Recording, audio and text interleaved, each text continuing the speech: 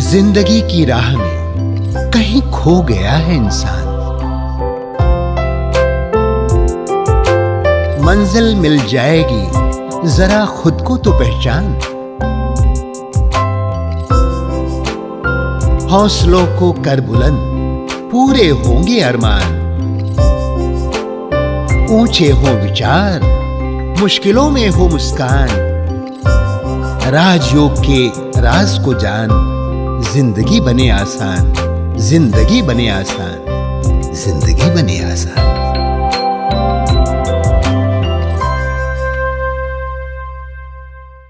नमस्कार दोस्तों, स्वागत है आप सभी का हमारे प्रोग्राम जिंदगी बने आसान में। दोस्तों, हमारी सीरीज चल रही है माइंड बॉडी मेडिसिन के ऊपर। हम हर दिन कुछ नई बातें सीख रहे हैं जिनके द्वारा हम अपनी ज़िंदगी को और भी ज़्यादा खूबसूरत बना सके। इसके बारे में जानने के लिए आज हमारे साथ हैं डॉक्टर गिरीश पटेल जी। आइए उनसे बातें करते हैं। ओम शांति भाई जी, welcome to our show. Om Shanti भाई जी, हमने कई सारी चर्चा की माइंड बॉडी मेडिसिन के ऊपर। हमने बहुत कुछ ऐसी बातें जानी जो हम मेरे लिए तो बहुत ही ज़्यादा सरप्राइजिंग थी। और अब मैं जानना चाहती हूँ डॉक्टर साहब, आपने कुछ टेक्निक्स के बारे में बात की थी जो माइंड बॉडी मेडिसिन में हमें हेल्प कर सकती है बहुत सारी बीमारियों से, बहुत सारी प्रॉब्लम से बाहर निकलने के लिए। अब नेक्स्ट कोई ऐसी टेक्निक जो आप इंट्रोड्यूस करना चाहते हैं? जैसे बेसिक्स हमने डिस्कस किया था, एफर्मेशंस। जी। नेक्स्ट इंपॉर्टेंट टेक्निक है जिसको कहते हैं इमेजिनरी या तो विजुअलाइजेशन की पिक्चर्स क्रिएट करना। जो भी बीमारी से आप मुक्त होना चाहते हैं, जिस बीमारी को आप क्योर करना चाहते हैं, उसके विषय में पिक्चर्स क्रिएट करना। और अभी क्यों? इमीडिएट क्वेश्चन को यही पूछेगा कि भाई पिक्चर्स क्रिएट करने से क्या फायदा। राइट। तो यहाँ पर ये समझना है कि जब हम माइंड बॉडी मेडिसिन कहते हैं तो हम डीप माइंड के साथ काम कर रहे हैं, सुपरफिशियल नहीं। जो सुपरफिशियल या तो कॉन्शियस माइंड है वो लॉजिकल है जी। लेकिन जो हमारा डीपर माइंड है, जो कोई भी नाम का हो, सब कॉन्शियस, अनकॉन्शियस, जो डीपर लेवल ऑफ हमारा कॉन्शियसनेस है कि जो लॉजिक को नहीं मानता है जी, या जिसको लॉजिक नहीं चाहिए, तो वह सब कॉन्शियस वह चित्रों की भाषा समझता है। जैसे बच्चों को हम पिक्चर से सिखाते हैं ना जी, तो ऐसे ही सब कॉन्शियस भी चित्रों की भाषा समझता है। तो जितने अच्छे आप पिक्चर्स क्रिएट करना सीखेंगे उतनी अच्छी आप रिजल्ट्स दे सकेंगे। बिल्कुल। मतलब उतना जल्दी, उतना इफेक्टिवली, उतना कंप्लीट आप बीमारी से मुक्त हो पाएंगे। ट्रू। डॉक्टर साहब, इस पर एक बहुत बड़ी कंफ्यूजन ये है कि जैसे सपोज मैंने अपने आप को आईने में देखा, सपोज मेरा एक एम है कि मुझे एक सर्टन हेल्थ अचीव करना है। कोई भी बीमारी, आप डायबिटीज़ बोल लें, आप थायराइड बोल लें, कोई भी मेडिसिन के रिलेटेड बीमारियों के बारे में अगर आप कहेंगे, अब सामने जब मैं आईने में अपने आप को देखती हूँ तो मेरे आंखों के सामने जो व्यक्ति नज़र आ रहे हैं उसको तो डायबिटीज़ है, उसको तो थायराइड है। तो ऐसे में हम उस व्यक्ति के बारे में अच्छे विजुअल्स कैसे क्रिएट, या मतलब अपने बारे में विजुअल्स कैसे अच्छे क्रिएट करें? इसमें तो बहन ये समझना है, जैसे फॉर एग्जाम्पल चलो थायराइड जी, कि भी थायराइड की बीमारी है, तो पहले तो ये कन्विंस करना है, पहले तो नहीं थी। बिल्कुल। मैं उस बीमारी के साथ पैदा नहीं हुआ हूँ, ये बाद में क्रिएट हुई है। ट्रू। और अधिकतर जो रीजंस है वो भी कहीं ना कहीं जीवन शैली से संबंधित है। लाइफस्टाइल। तो बीमारी आपको क्या हुई, ऑलमोस्ट कहे 90% से ज्यादा भी जीवन शैली के कारण वो बीमारी हुई है। राइट। और उसमें भी आपके विचार वह सबसे इम्पोर्टेंट है। आपने जो थॉट्स क्रिएट किए, आपने जो फीलिंग्स क्रिएट किए, आपने जो इमोशंस क्रिएट किए, आपने जो बिलीफ्स अपने बारे में क्रिएट की, वह सबसे इम्पोर्टेंट है। तो उसके कारण आपको ये बीमारी हुई है। ट्रू। तो अब इसको हमें रिमूव करना है। अब इसको रिमूव करना है तो जो फर्स्ट स्टेप था हमारा कि एफर्मेशंस। ट्रू। एफर्मेशंस भी काम करेगा, परंतु एफर्मेशंस से भी ज्यादा इफेक्टिव है पिक्चर्स क्रिएट करना। बल चाहे बोलने में आता है पिक्चर्स क्रिएट करना, परंतु हम ऐसा कहेंगे कि जहां तक संभव हो शायद ये 100% पॉसिबल ना हो, लेकिन ऑल द 5 सेंसेस से वह आप मैसेज दो जी कि आप क्योर हो रहे हैं ओके और अल्टीमेटली क्योर हो गए हैं। जैसे क्योर हो गए वो एंड रिजल्ट है, और अभी मैं एवरी डे मैं क्योर के नजदीक जा रहा हूं। जी भाई जी, इसमें दो चीजें हैं। एक है कि क्योर हो रहे हैं, दैट इज वन थिंग, और सेकेंड थिंग है क्योर हो गए हैं। जैसे सीक्रेट बुक में भी लिखा गया है कि आप एक सर्टेन चीज को आप अचीव कर चुके हो, आपको वो चीज विजुलाइज करना है। तो अगर इसमें कंफ्यूजन को अगर हम क्लियर करें तो काफी सारे लोग इसी में अटक कर रह जाते हैं कि कुछ लोग सोचते हैं कि ये कर रहे हैं, या मैं सपोज इफ आई से कि मुझे थायराइड है तो थायराइड से मैं क्योर हो चुकी हूँ। एक ये थॉट है दिमाग में। दूसरी तरफ ये दिमाग में थॉट है कि मैं हो रही हूँ। ये दो अलग बातें हैं। इसमें आप दोनों में से कौन सा सजेस्ट करेंगे? दोनों। फर्स्ट स्टेप है क्योर हो रही हूँ, स्टेप बाय स्टेप। ओके। और कुछ आप तो टारगेट भी दे दो। जनरली मैं कहता हूँ 28 डेज जी, कि 28 डेज में मैं क्योर हो जाऊंगी, या तो मैं क्योर हो गई हूँ जी। वो 28 days is your and result. तो कुछ भी हो सकता है। बिल्कुल। कोई कहे उसको 3 मंथ का टाइम दे देवे कि तब मैं क्योर हो गई हूँ और आज क्योर हो रही हूँ। ऐसे तो देखो सबकॉन्शियस में इतनी पावर है कि आपको इंस्टेंटली भी क्योर कर देगा। अच्छा। परंतु जो मैंने पहले भी समझाया था कि गेटवे कॉन्शियस है, करेक्ट, तो वो जो वॉचमैन है वहां पर वो आप अलाउ नहीं करेगा। ट्रू। ये बोले कि मैं क्योर हो गया तो बोले तो बेकार है, नहीं है, अभी तो है मुझे जी।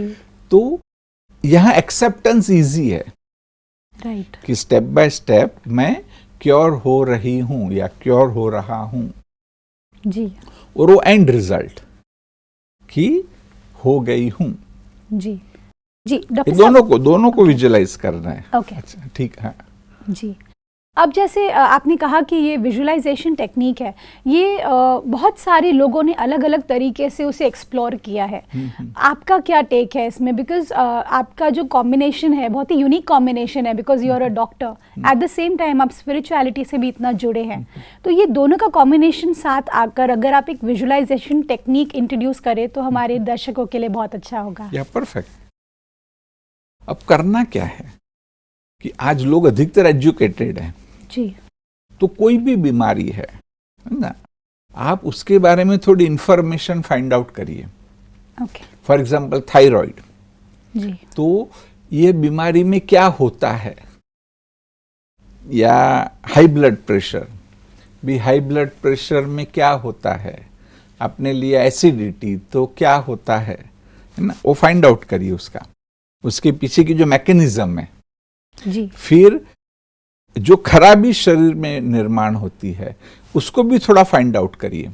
जैसे एसिडिटी क्या है, जिसको कहा है एसिड रिफ्लेक्स, राइट, कि एक्चुअली जब एसिड पेट में है तो तकलीफ नहीं देता है, परंतु जब वो इसोफेगस में आता है, अन्न नली में आता है, तब वो समस्या क्रिएट करता है। ओके।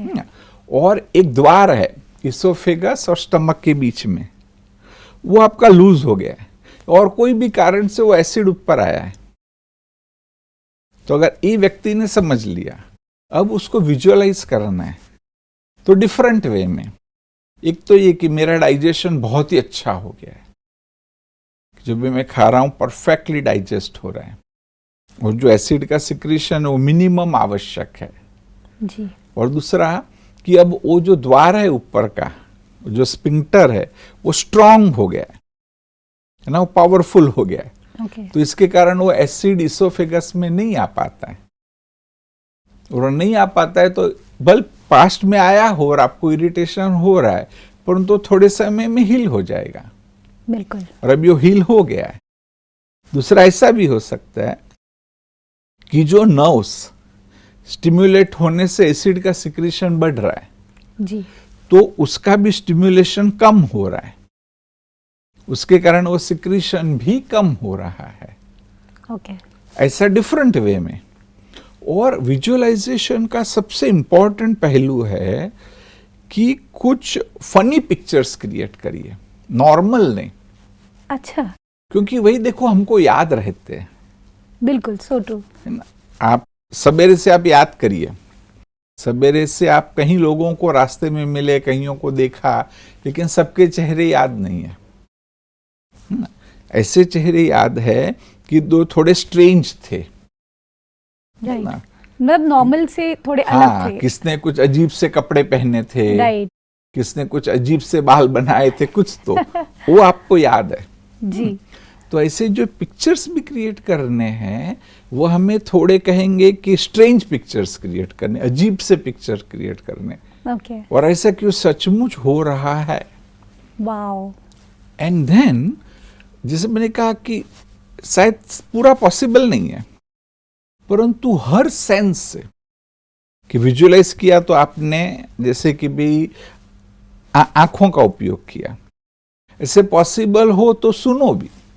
कैसे कि भी लोग आपको बोल रहे, अरे अभी आप तुम अच्छे दिखते हो, है ना, लोग आपको बोलेंगे, और ये फैक्ट है। आप देखो जो हमारे पेशेंट है जी, भाई उनको तो मानसिक तकलीफ है, उनको कोई शारीरिक तकलीफ नहीं है।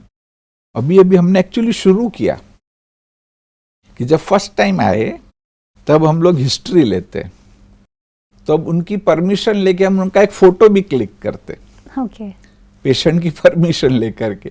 और फिर जब वो क्योर हो जाता है ना, करीब 2-3 महीने में, फिर से उसका पिक्चर लेके उसको दिखाते, देखो तुम्हारे चेहरे पे चेंज आ गया। वाओ, बोले और कोई फर्क नहीं पड़ा है, परंतु चेहरे पे खुशी आ गई, रौनक आ गई। और लोगों को भी आश्चर्य होता है कि हाँ सचमुच देखो मैं चेंज हो गया। तो ये सुनो कि लोग मुझे बोल रहे हैं कि अनायका तुम्हारे में चेंज आ गया, यू लुक गुड। या, तो ये फीडबैक दिया। बिल्कुल। इवन जैसे टेक्टाइल सेंसेशन भी जहां पर भी पॉसिबल हो, वो क्या है? कि भी कोई भी डिफरेंट वे में करना पड़ेगा। Okay, the same. हाँ, कि भी कोई रीति से, कि भाई फॉर एग्जाम्पल कि भी कोई फ्रेंड ने हाथ मिलाया और बोला कि तुम एकदम अच्छी हो गई हो, ओके, है ना। ऐसे 5 सेंसेस से अगर वो हम फीड कर सके तो इट इज बेस्ट। ब्यूटीफुल। इसमें दूसरा एक ऐसा बोलते हैं जो एंड रिजल्ट का विजुअलाइजेशन, जी, कि वो आपके रिपोर्ट भी अच्छे आ गए। फॉर एग्जाम्पल आपको ब्लड प्रेशर है, जी, आपने सारा किया बहुत अच्छे से कि मेरा ब्लड प्रेशर कम हो रहा है, जैसे हार्ट का जो पंपिंग पावर है ना वो भी कम हो गया, तो जो प्रेशर से ब्लड जा रहा है वो भी कम हुआ, मेरा ब्लड प्रेशर कम हो रहा है, पूरा मुझे फील भी हो रहा है कि जो ब्लड जा रहा है सभी ब्लड वेसल्स में वो भी कम फोर्स से जा रहा है। और अभी एंड रिजल्ट ऐसे होगा कि आप डॉक्टर के पास गए, डॉक्टर आपको चेक करके अरे वाह आपका ब्लड प्रेशर तो नॉर्मल हो गया, ओके, ऐसे कुछ। Okay, that is a feedback you are getting. बिल्कुल। डॉक्टर साहब, यहाँ पर जैसे कुछ ऐसी छोटी छोटी बीमारियां होती है, जैसे सपोज सर्दी हो गई, ठीक है, अब मुझे पता है कि मुझे बहुत खांसी हो रही है, सर्दी हो रही है, रियलिटी तो ये है कि अब उस मोमेंट पर उस चीज़ को मैं फेस कर रही हूँ, राइट। अब उस छोटी सी बीमारी के अंदर में भी, अब जैसे मैं अगर सोचूं कि अब मेरी सर्दी ठीक हो गई है, अभी मेरी सर्दी ठीक हो गई और फिर से मुझे खांसी आई, no, it is a very practical example कि आपकी रियलिटी कुछ और है और आपका एंड रिजल्ट कुछ और है। इन दोनों के बीच का सफ़र कैसे तय करें हम, उसमें हम कौन सी छोटी छोटी टिप्स है जो आप देना चाहेंगे? Very good. अब इसमें ना एक इम्पॉर्टेंट बात है कि भी माइंड बॉडी मेडिसिन डेफिनेटली हम हर बीमारी के लिए यूज कर सकते हैं, है ना, परंतु मैं ये कहूँगा कि जो छोटे छोटे प्रॉब्लम्स है कि जिसका इमीडिएट कुछ इलाज है, फॉर एग्जाम्पल अगर मुझे सर्दी हो जी, तो मैं माइंड बॉडी मेडिसिन भी, लेकिन पहले तो मेडिसिन ले लूंगा। जैसे Okay. एलाग्रा एक सिंपल सी मेडिसिन है जो मैंने अपने लाइफ में देखा है जी, कि वो तुरंत काम करती है, तो फिर उसके लिए वेट नहीं करना है। आपको अपना एक पर्सनल अनुभव बताता हूँ sure. कि भाई माइंड बॉडी मेडिसिन की बात नहीं थी, और कुछ था कि हम कुछ नेचुरल उपाय करें, ऐसी बीमारियां हो तो हम कुछ नेचुरल चीज़ों को करें। तो एक बार कहीं तो हम गए थे और मैंने सोचा कि अभी वेट करना है, हम कुछ नेचुरल करें। तो नेचुरल करने गए ना तो सर्दी का ब्रोंकाइटिस हो गया, अरे, ओके, और फिर तो एंटीबायोटिक लेनी पड़ी। जी, अगर तभी कुछ सिंपल सी दवा ले लेते तो ठीक हो जाता। तो इसलिए हमको दोनों करना है। और बहुत सारी आज जो प्रेजेंट मैंने कहा लाइफस्टाइल डिजीज है, उसमें तो डॉक्टर भी कहते कि इलाज नहीं है। बिल्कुल। बहुत सारी बीमारियों में है भी, तो आप सिर्फ कंट्रोल कर रहे हो उसको, बिल्कुल क्योर नहीं कर रहे। तो तब माइंड बॉडी मेडिसिन को पावरफुली यूज करना है। अदरवाइज भी उपयोग करो, प्रिवेंशन के लिए तो यूज कर ही सकते। जैसे कॉमन कोल्ड है, तो ऐसे कि मेरी इम्यूनिटी बढ़ रही है, मेरा जो रेजिस्टेंस पावर है वो बढ़ रहा है, तो चलो अभी तो हुआ, लेकिन फ्यूचर में नहीं होगा। फिर अपने अपनी इम्यूनिटी को पावरफुल बनाया तो फ्यूचर में नहीं होगा। So true.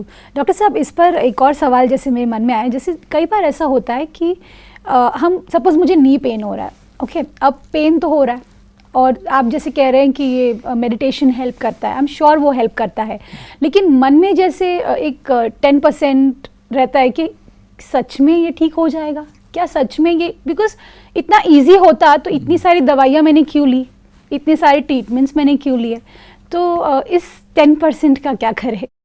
तो यहाँ क्या करना पड़ेगा, अभी फिर से ही बात हुई जी कि फेथ फैक्टर, राइट, है ना, वॉचमैन अंदर में नहीं जाने दे रहा है उस थॉट को। तो यहाँ आपको कुछ एग्जाम्पल्स लेने होंगे।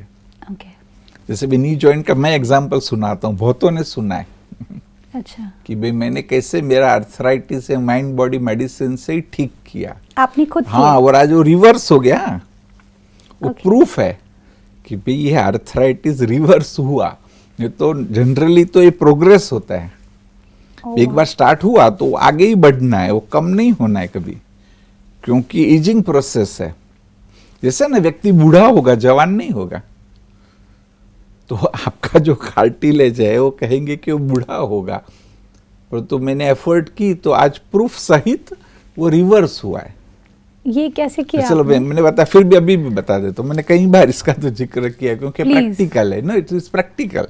या और सब कुछ किया मैंने, जो जो बातें मैंने आपको बताई ना, कि एफर्मेशंस भी, कि डेफिनेटली उसके लिए जो भी जरूरी है। अभी एक तो मैंने स्टडी की, जी, ये हुआ था करीब आज 25 साल हो गए। हम गोवा यूनिवर्सिटी के लिए सिलेबस बना रहे थे और तब खड़े होके 4-5 घंटे बोलना था। तो तब फर्स्ट टाइम ये देखा कि भी घुटनों में दर्द होने लगा और फिर तुरंत ठीक नहीं होता था। फिर बॉम्बे आके मैंने अपने फ्रेंड को दिखाया तो उन्होंने कहा कि भी ये अर्ली ऑस्टियोआर्थराइटिस है और वो एजिंग प्रोसेस है, ये आगे बढ़ना ही है, इसका कोई इलाज नहीं। जी, क्योंकि कार्टिलेज जो है उसको ब्लड सप्लाई नहीं है।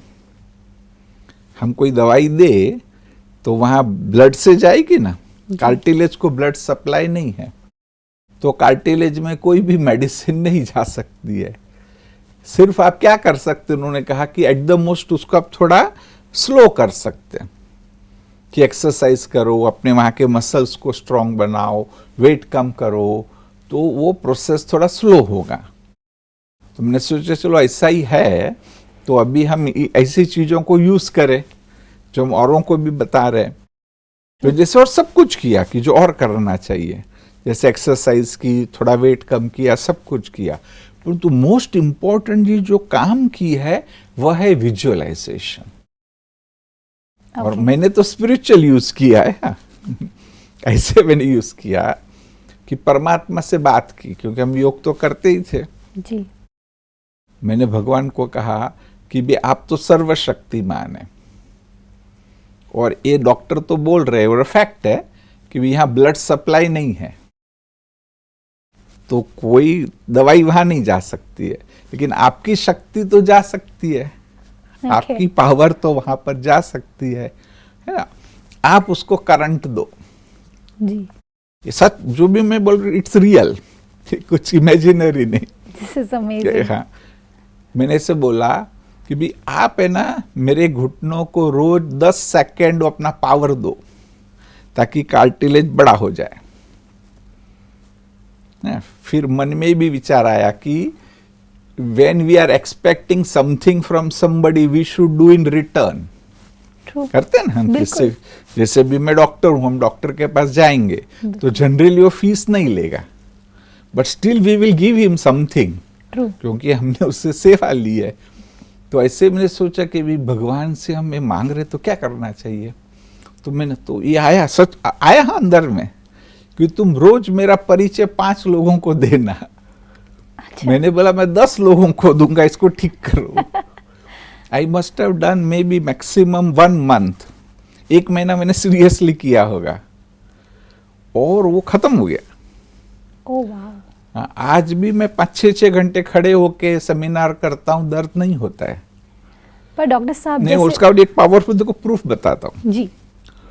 उस समय भी एक्सरेज लिए गए थे और फिर करीब 10 साल के बाद एक बार मुझे जो हेल्थ इंश्योरेंस होता है ना, उसकी लिमिट को बढ़ाना था, क्योंकि आजकल तो खर्चे बहुत हो गए हॉस्पिटल्स के, कभी बीमार हुए तो जी। तो जो इंश्योरेंस कंपनी का मैंने अप्रोच किया तो उन्होंने कहा कि अभी आपकी एज हो गई है, अगर अभी आपकी इंश्योरेंस की लिमिट को बढ़ाना है तो फिर से सब टेस्ट करनी पड़ेगी। तो मैंने ये सोचा कि अभी तो पकड़ में आएगा, वो लोग एक्सरे लेंगे और वो पकड़ में आएगा। मैंने ये भी सोचा था कि उसको बोलेंगे कुछ, जो एक्सरे ले रहा था उसको, लेकिन जब उसने एक्सरे लिया और बोला ये परफेक्टली नॉर्मल है, wow, your knees are perfectly, हमको उसको बोलना भी नहीं पड़ा कि तुम नॉर्मल लिखो। और अगर आप कंपेयर भी करो पहले एक्सरे और अभी के एक्सरे, तो कुछ तो वो रिवर्स हुआ है। और ये एक फैक्टर लगता है। एक्सरसाइज तो मैंने कुछ की होगी, जैसे एक जनरल थोड़ा थोड़ा वेट बढ़ता है वैसे बढ़ा भी जी। हाँ, एक्सरसाइज की है मैंने रेगुलरली, वो बात ठीक है। तो इट रियली वर्क्स। जैसे कि इसमें एक बहुत बड़ा बिलीफ सिस्टम का भी रोल प्ले होता है। जैसे कि डॉक्टर्स के पास जब हम जाते हैं तो किसी भी डॉक्टर के पास मैं जाऊंगी, अगर मेरा उस डॉक्टर पर फेथ नहीं है तो वो चीज़ मुझ पर काम नहीं करेगी, भले वो डॉक्टर कितने भी अच्छे हो। तो क्या जब हम सुप्रीम डॉक्टर जिसकी आप बात कर रहे हैं, अगर हम उन पर पूरा 100% फेथ नहीं रखेंगे तो वो हम पर भी 100% क्योर कैसे करेंगे? तो नहीं करेगा ना। So is it connected? जहाँ से हमने शुरू किया था, क्यों अंदर में वो कहेंगे कि शक का कीड़ा होता है कि काम नहीं करेगा, राइट। वहां ऐसे एग्जाम्पल सामने लाओ कि भी इन्होंने किया है और एक केस में हुआ है तो मेरे केस में भी हो सकता है। और मोस्ट पावरफुल थिंग कि इसमें कोई नेगेटिव तो है ही नहीं, जो भी ट्रीटमेंट अवेलेबल है भले करो, परंतु उसको फुल फेथ से करो। क्योंकि इतना है, क्योंकि आज ये प्रूवन है। हाँ, कहते हैं ना कि भी मीरा जहर पी गई तो भी इफेक्ट क्यों नहीं हुई, क्योंकि वो फेथ इतना था कि वो रिसेप्टर पर वो जहर ने काम नहीं किया। अच्छा, आज है ना, ये पूरी मैकेनिज्म है कि कुछ भी आप लेते जहर पिया तो रिसेप्टर में जाकर के वो लगेगा, तो वो वहां उसने काम ही नहीं किया। This is so amazing. Faith is an wonderful thing, and अब डे बाय डे साइंस इसको प्रूव कर रहा है। तो इसलिए जब माइंड बॉडी मेडिसिन की प्रैक्टिस करते हो तो 1000% फेथ के साथ करो। बिल्कुल बिल्कुल डॉक्टर साहब। डॉक्टर साहब, ये जो 1000 फेथ आपने कहा कि 1000% ऑफ फेथ, ये रियलिटी है, क्योंकि कुछ लोगों के लिए ये एक भ्रम था एक ज़माने में, क्योंकि लोग सोचते थे कि पता नहीं ऐसा कुछ होगा भी कि नहीं होगा। लेकिन आजकल माइंड बॉडी मेडिसिन इतना अमेजिंग तरीके से लोगों की बीमारियों को ठीक कर रहे हैं, जिसके लिए ऑल थैंक्स टू यू भाई जी for introducing mind body medicine to us. Thank you भाई जी। ओम शांति। दोस्तों, आज हमने जाना कि हमारा जो सबकॉन्शियस माइंड है ये चित्रों की भाषा जानता है।